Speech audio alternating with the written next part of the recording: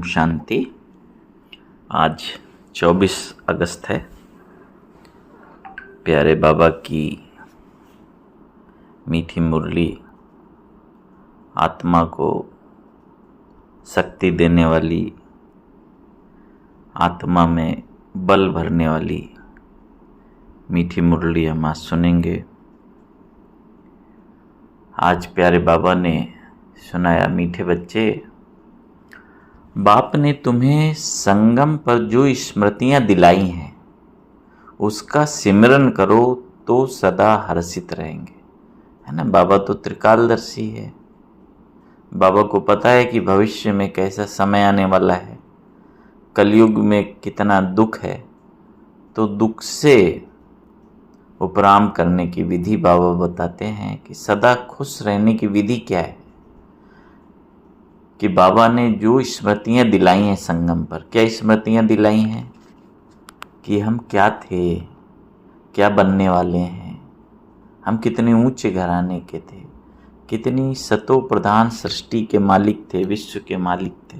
तो ये सारी संगम युग की स्मृतियां हैं कि बाबा हमें मिला है, भगवान हमें मिला है ना। हमारे अंदर कितनी शक्तियां हैं, कितने गुण हैं, इसकी स्मृति कब आई है? जब संगम पर बाबा ने दिलाई है।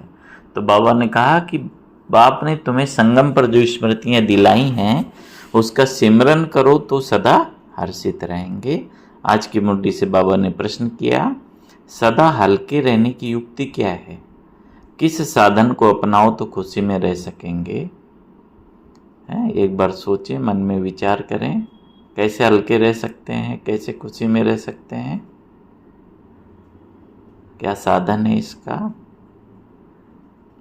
चिंतन करने के बाद बाबा का उत्तर सुनेंगे।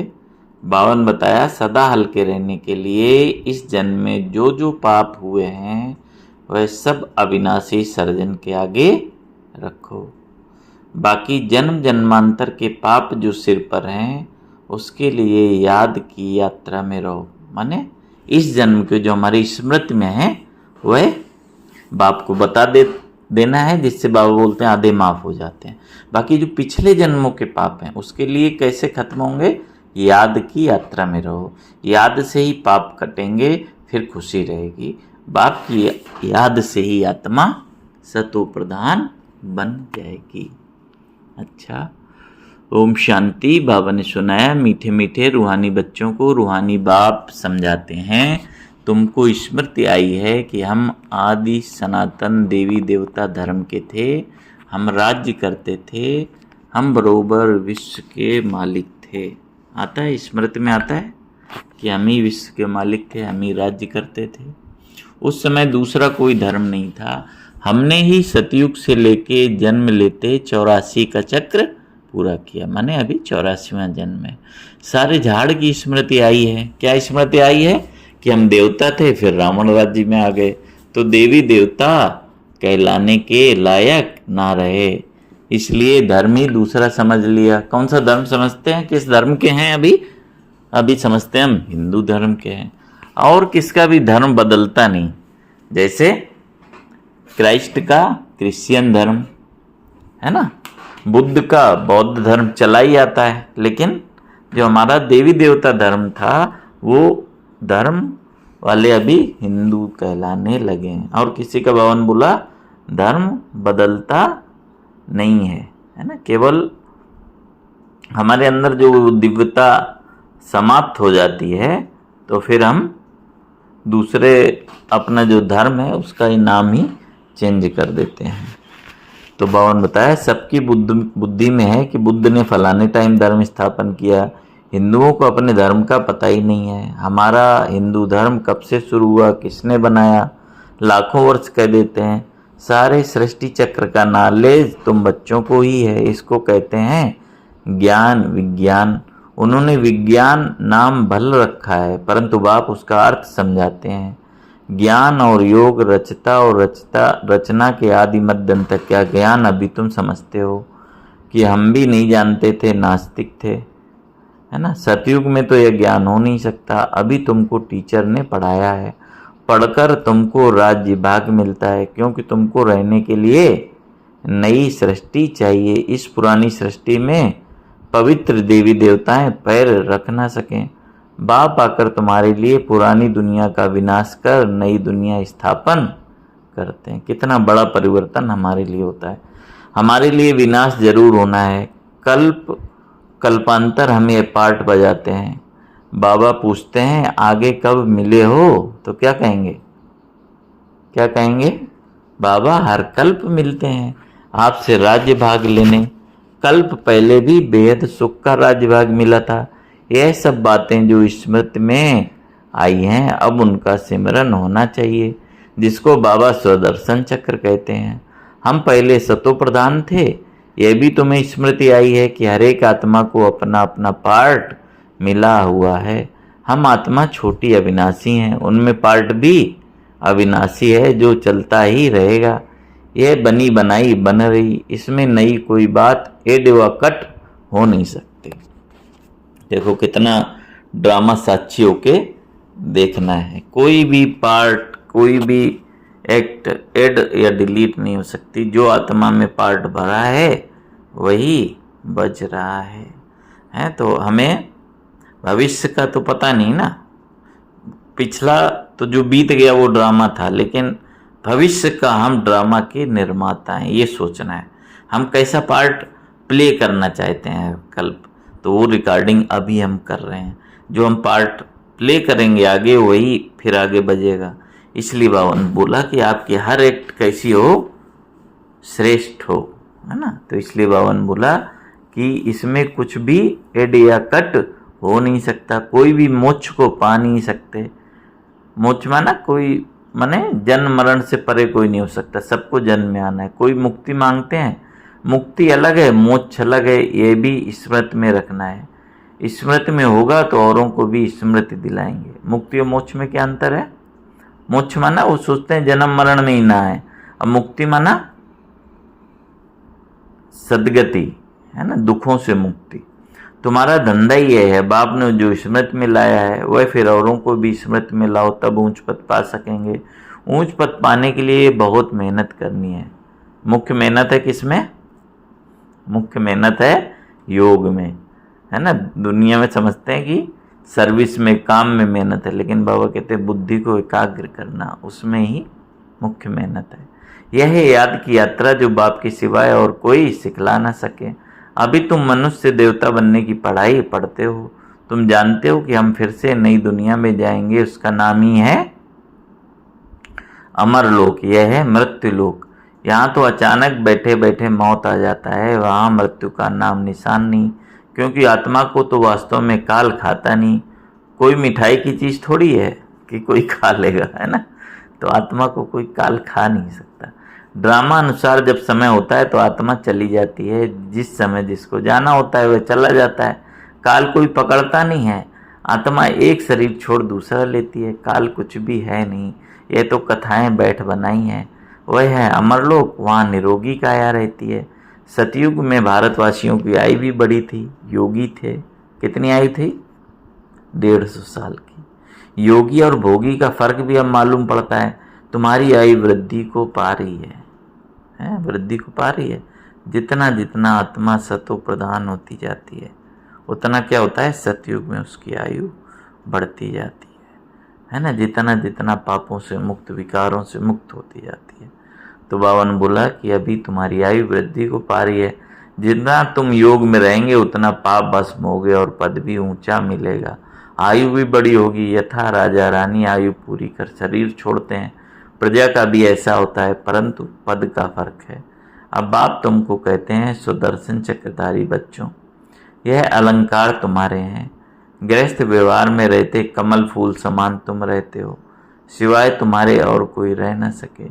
यह भी स्मृति में आई है कि इस जन्म में हमने कितने पाप किए हैं। इसलिए बाबा कहते हैं वह सब अविनाशी सर्जन के आगे रखो तो हल्के हो जाएंगे। बाकी जन्म जन्मांतर के पाप जो सिर पर हैं उसके लिए योग में रहना है। योग से ही पाप कटेंगे और खुशी भी रहेगी। अब कुछ दिन पहले बाबा ने कितनी योग के ऊपर ही मुरली चलाई। माना योग नहीं करते तो क्या करते हैं? डिसरिगार्ड करते हैं। कितना बाबा ने कठिन शब्द, कड़े शब्द बोले। बाप की याद से ही सतो प्रधान बन जाएंगे। मालूम है कि हम याद से ये बनेंगे तो कौन याद नहीं करेगा, परंतु ये युद्ध का मैदान है, मेहनत करनी पड़ती है। इतना उच्च पद पाने के लिए ये भी बच्चों को स्मृति आई है कि बेहद के बाप से हम ऊंच से ऊंच वर्षा लेते हैं, कल्प कल्प लेते हैं। तुम्हारे पास बहुत आएंगे, आकर महामंत्र लेंगे। कौन सा? मनमना भाव का। मनमना भाव का अर्थ है अपने को आत्मा समझ बाप को याद करो। यह है महान मंत्र। महान आत्मा बनने के लिए वह कोई महात्मा है नहीं। महात्मा तो वास्तव में श्री कृष्ण को कहा जाता है, क्योंकि वह पवित्र है। देवताएं सदैव पवित्र रहते हैं। देवताओं का है प्रवृत्ति मार्ग, सन्यासियों का है निवृत्ति मार्ग। स्त्रियां तो धक्के खा न सकें। ये सब अभी कलयुग में खराबियां हो गई हैं। स्त्रियों को भी सन्यासी बनाकर ले जाते हैं, फिर भी उनकी पवित्रता पर भारत थमा रहता है। जैसे पुराने मकान को पोची आदि लगाई जाती है, माने सपोर्ट दिया जाता है, तो जैसे नया बन जाता है। ये सन्यासी भी पोची दे कुछ बचाव करते हैं, माने सन्यासियों का भी बहुत योगदान है। इसलिए बाबा भी बहुत महिमा करते हैं, दादियाँ भी बहुत सम्मान करती हैं कि उन्होंने ही भारत को बचाया है गिरने से, है ना। तो बाबा ने बोला कुछ बचाव करते हैं, परंतु बाप कहते हैं वह धर्म ही अलग है। कौन सा धर्म है? संन्यास मार्ग है, निवृत्ति मार्ग है। लेकिन प्रवृत्ति मार्ग माने घर गृहस्थ में पवित्र रहना, वो बाबा ही सिखाते हैं। तो बाबा ने बोला परंतु बाप कहते हैं वह धर्म ही अलग है, पवित्र बनते हैं। भारत खंड में ही इतने देवी देवताओं के मंदिर भक्ति आदि है। यह भी खेल है जिसका वृत्तांत तुम बताते हो। भक्ति मार्ग के लिए ये सब भी चाहिए ना। एक शिव के ही कितने नाम रख दिए, नाम पर मंदिर बनता गया है। ढेर के ढेर मंदिर हैं, कितना खर्चा होता है, मिलता फिर भी आधा कल्प का सुख है। बस बहुत पैसे लगाते हैं, मूर्तियाँ टूट फूट जाती हैं। वहाँ तो मंदिर आदि की दरकार नहीं है। भी अभी स्मृति में आई है कि आधा कल्प भक्ति चलती है। हाँ माना सतयुग में कोई भक्ति होती नहीं, क्योंकि दुख होता नहीं है ना। दुख में सुमिरन सब करें, सुख में करें न कोई। तो बाप कितनी स्मृति दिलाते हैं इस वैरायटी झाड़ की। सिर्फ कलयुग की आयु 40,000 वर्ष हो, फिर तो क्रिश्चियन आदि की आयु बहुत बढ़ जाए। बाप समझाते हैं क्रिश्चियन धर्म की इतनी ही लिमिट है। ये जानते हैं क्राइस्ट को इतना समय हुआ है, फलाने को इतना समय हुआ धर्म स्थापन किए, लेकिन फिर जाएंगे कब ये पता नहीं है। कल्प की आयु लंबी कर दी है। अब तुम जानते हो ये तो विनाश की तैयारियां हो रही हैं। उन्हों की है साइंस और तुम्हारी है साइलेंस। तुम जितना साइलेंस में जाएंगे उतना वह विनाश के लिए अच्छी अच्छी चीज़ें तैयार करते रहेंगे। देखो कितना कनेक्शन बाबा बता रहे हैं। दिन प्रतिदिन महीन चीज़ें बनाते रहते हैं, तुमको अंदर में खुशी होती है। बाबा तो हमारे लिए नई दुनिया बनाने आए हैं, तो अब हम पुरानी दुनिया में थोड़ी रहेंगे। कमाल है बाबा की। बाबा आपके स्वर्ग स्थापन करने की तो कमाल है। अभी तुमको सारी स्मृति आई है। वह तो रचता और रचना के आदि मध्यंत को जानते ही नहीं है। तुम जानते हो तुम कितनी रोशनी में हो। मनुष्य तो घोर अंधियारे में है। फर्क है ना। ज्ञान अंजन सदगुरु दिया, अज्ञान अंधेर विनाश। भक्ति वाले ज्ञान को जानते नहीं है। अभी तुम भक्ति को ही जानते हो तो ज्ञान को भी जानते हो। सारी स्मृति आई है ना। अभी तुम्हें भक्ति और ज्ञान का कंट्रास्ट है। सारी स्मृति आई है कि भक्ति कब शुरू होती है, फिर कब पूरी होगी, बाप कब ज्ञान देते हैं, पूरा कब होगा, सब स्मृति। माने ज्ञान का भी पता है, भक्ति का भी पता है। नंबरवार तो है ही, किसको बहुत स्मृति है, किसी को कम है। जिन्हों को बहुत स्मृति रहती है वह ऊंच पद पाएंगे। स्मृति रहे तब औरों को भी समझाएं। वंडरफुल स्मृति है ना। आगे तुम्हारी बुद्धि में क्या था? भक्ति, जप, तप, तीर्थ करना, माथा टेकना, सारी टिप्पण ही घिस गई है। माने कितना भटक रहे थे, कितना जप तप तीर्थ है ना, परिक्रमा सब चलता था। भक्ति की स्मृति और ज्ञान में कितना फर्क है। तुम अभी भक्ति को जानते हो क्योंकि शुरू से भक्ति की है। जानते हो हमने पहले शिव की भक्ति की, फिर देवताओं की, और कोई भी ये स्मृति नहीं है। तुमको रचना के आदि मध्य अंत भक्ति आदि की सब स्मृति है। आधा कल्प भक्ति करते क्या हुआ? आधा कल्प द्वापर से भक्ति की, लेकिन क्या हुआ? भक्ति के बाद गिरते ही चले आए हो। अभी तो दुख के पहाड़ गिरने हैं, तुम बच्चों को पुरुषार्थ करना है। यह गिरने से पहले हम याद की यात्रा से विकर्म विनाश करें। माने दुख के पहाड़ गिरने से पहले हम याद की यात्रा से विकर्म विनाश करें। सबको तुम यही समझाते हो, तुम्हारे पास हजारों आते हैं, तुम मेहनत करते हो भाई बहनों को रास्ता बताने की। ज्ञान और भक्ति की स्मृति आई है, गोया तुम सारे ड्रामा को नंबरवार पुरुषार्थ अनुसार जान गए हो। जो जितना अच्छी रीति जानते हैं वह समझा भी सकते हैं। समझाना तो बच्चों को ही है, गायन भी है। संसोस फादर, बाप बच्चों को समझाएंगे, बच्चे फिर और भाइयों को समझाएंगे। आत्माओं को समझाते हो ना। भक्ति से यह ज्ञान बिल्कुल न्यारा है। गायन भी है ना कि एक भगवान आकर सब भक्तों को फल देते हैं। एक बाप के सब बच्चे हैं। बाप कहते हैं मैं सब बच्चों को शांति धाम सुख धाम में ले जाता हूँ। कल्प कल्प का यह ज्ञान भी तुमको अभी है, वहाँ नहीं होगा, है ना। हमारा ज्ञान अभी संगम पर बाबा देते हैं, सतयुग में नहीं होगा। तुम पतित बनते हो, पावन बनाने के लिए बाप तुम पर कितनी मेहनत करते हैं। इसलिए गायन है, कुर्बान जाऊं वारी जाऊं। किस पर? बाप पर, जो कितना मेहनत करता है, कितना समझाता है, कितना बल भरता है, कितनी शक्ति भरता है। फिर बाप मिसाल देते हैं, कुर्बान कैसे गया। कौन? ब्रह्मा बाबा। फॉलो इस सैंपल को करो, यही फिर लक्ष्मी नारायण बनते हैं। अगर इतना ऊंच पद पाना है तो ऐसा कुर्बान जाना है। बाबा ने कैसा उदाहरण हमारे सामने रखा कि घर गृहस्थ परिवार बिजनेस सब कुछ होते हुए कैसे बाबा पर कुर्बान गया। बाबा ने बोला साहूकार कभी कुर्बान हो ना सके, यहाँ तो सुहा करना पड़े। साहूकार को स्मृति जरूर आएगी। गायन भी है ना, अंतकाल जो स्त्री सिमरे। इतने सब पैसे क्या करेंगे, कोई लेगा ही नहीं, क्योंकि सब खत्म हो जाने हैं। मैं भी लेकर क्या करूँगा। कई तो बाबा के बच्चे धन कमाने में लगे रहते हैं, क्या सोचते हैं कि बाबा के यज्ञ में लगाएंगे, लेकिन बाबा कहते हैं मैं भी नहीं लूँगा। शरीर सहित सब कुछ खलास होना है। आप मुए, मर गई दुनिया, ये धन आदि कुछ भी नहीं रहेगा। बाकी गरुड़ पुराण आदि में रोचक बातें डाल दी हैं डराने के लिए, है ना। ये होगा, ये सजाएं मिलेंगी, है ना। तो बावन बोला ये होगा नहीं। बाप कहते हैं ये शास्त्र आदि हैं। भक्ति मार्ग के आधा कल भक्ति मार्ग चलता है, जबकि रावण राज होता है। कोई से पूछो रावण कब से जलाते हैं, तो क्या कहेंगे परंपरा से। अरे परंपरा से तो रावण होता ही नहीं, मालूम ही नहीं है तो कह देते हैं परंपरा से। तुम बच्चों को अब स्मृति आई है, रावण राज कब से शुरू होता है, कब से? द्वापर से। रचता रचना का राज भी तुम समझते हो। अब बाप कहते हैं बच्चे मामेकम याद करो तो पाप कटें। एक दो को यही सावधानी देते रहो। घूमने फिरने आपस में जाओ तो भी यह बातें करो। कौन सी? ज्ञान का ही चिंतन, ज्ञान की बातें। एक दो को यही सावधानी देते रहो। सारा झुंड तुम्हारा इस याद की अवस्था में चक्र लगाए तो तुम्हारे शांति का प्रभाव बहुत पड़ेगा। पादरी लोग भी बहुत साइंस में जाते हैं क्राइस्ट की याद में, कोई तरफ देखते भी नहीं है। तुम तो यहाँ बहुत याद में रह सकते हो, कोई गोरख धंधा नहीं है। बहुत अच्छा वायुमंडल है, बाहर में तो बहुत चीची वायुमंडल रहता है, इसलिए सन्यासियों के आश्रम भी बहुत दूर दूर होते हैं। तुम्हारा तो है बेहद का सन्यास। पुरानी दुनिया अब गई की गई, ये कब्रिस्तान है, फिर परिस्तान होना है। वहाँ हीरे जवाहरातों के महल होंगे। यह लक्ष्मी नारायण परिस्तान के मालिक थे, अब नहीं है।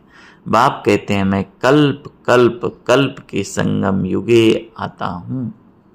यह सारा चक्र रिपीट होता ही रहता है। इस समय तुमको सब स्मृति आई है, जबकि बाप ने स्मृति दिलाई है। आगे कुछ भी बुद्धि में नहीं था। इस स्मृति के नशे में जब रहेंगे तो किसको उस खुशी में समझा भी सकेंगे, है ना। कौन सी स्मृति, कौन सी खुशी? अब संगम पर हमें क्या प्राप्तियां होती हैं जब इस स्मृति के नशे में रहेंगे तो किसको उस खुशी में समझा भी सकेंगे। स्मृति में रहते तुम्हें घर बार संभालना है। अच्छा, आज बाबा ने विशेष याद प्यार दी।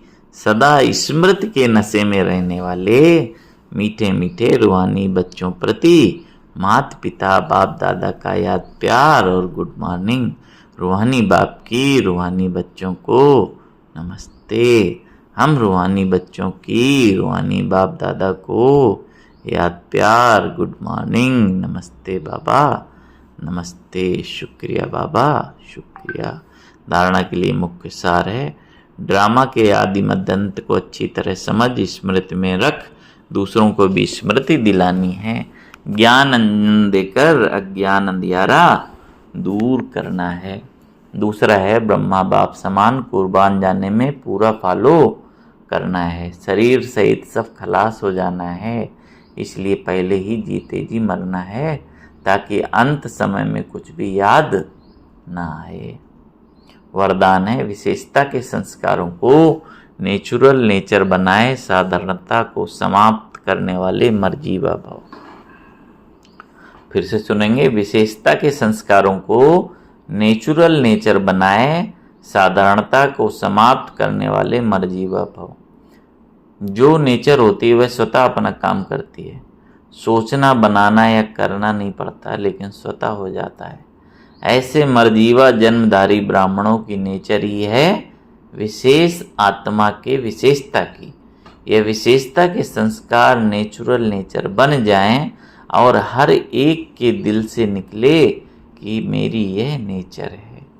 साधारणता पास्ट की नेचर है, अभी की नहीं, क्योंकि नया जन्म ले लिया। तो नए जन्म की नेचर विशेषता है, साधारणता नहीं है। तो हमारी नेचर कौन है?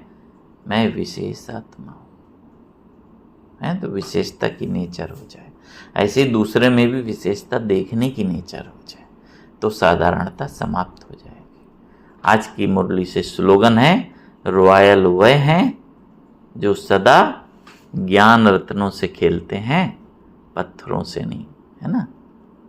जो बड़े घर के होते हैं तो बाबा बोलते हैं ना, कालीन पर रहते हैं, झूले में रहते हैं, मिट्टी में नहीं खेलते। ऐसे ही हम रॉयल हैं तो हीरे रत्न ज्ञान रत्नों से खेलना है, साधारण दुनिया की बातों में नहीं जाना है।